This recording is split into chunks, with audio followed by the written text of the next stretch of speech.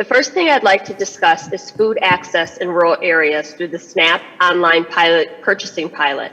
Since the creation of the pilot program in 2019 and the onset of the COVID-19 pandemic, SNAP online purchasing has expanded into 48 states and over 75 SNAP retailers. In Connecticut, SNAP recipients can buy groceries online through 5 different grocery stores, though none are small independent businesses. However, the eligibility to actually utilize the program is not equitable across the country. Although most states have a SNAP online purchasing retailers, the retailers do not always serve all zip codes within a state. According to a 2019 study, online purchasing and delivery services were available to only 31% of census tracts considered in rural food deserts. In comparison, online food purchasing and delivery services were available in 94% of census tracts considered urban food deserts. Secretary Vilsack, Congress has provided $30 million for the USDA to invest in SNAP online purchasing and other SNAP technological modernizations throughout the pandemic. How has the USDA used the funds Congress has provided to make SNAP online purchasing a reality in all rural areas?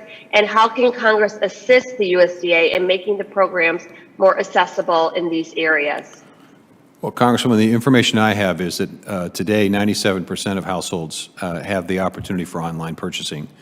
Obviously, I'll be happy to go back and check and make sure those numbers are accurate.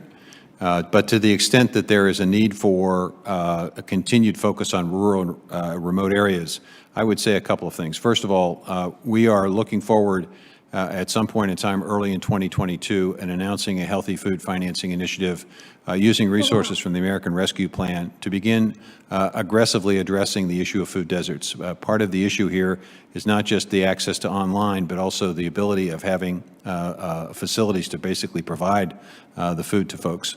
So that's one thing that we expect to do, and a focus of that effort will obviously be on rural and remote areas.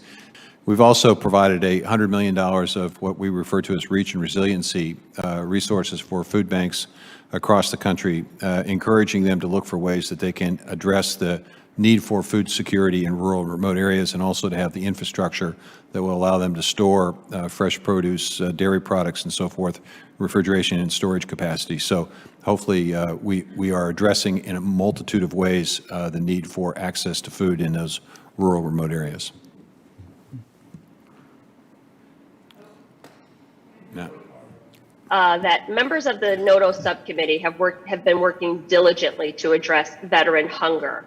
The USDA's Economic Research Service released a report last year finding that more than 11% of working age veterans lived in food insecure households, and that veterans have a 7.4% greater risk of food insecurity than the general population. To address this deeply concerning reality, how is the USDA working with the VA to target food assistance to veterans? And how is the USDA working to ensure eligible veterans know about their eligibility to take advantage of these types of programs? We're working with Veterans Affairs to make sure that as individuals leave service in the Department of Defense, as they leave service, that they are fully and completely aware of the resources that are available to them, including the ability to access SNAP benefits. We'll continue to work with both the VA and the Defense Department to make sure that we are doing the very best job we possibly can to make sure that those resources are available. This is a sad state of affairs that folks who have served our country are in need of this kind of assistance, and we need to make sure that they get it.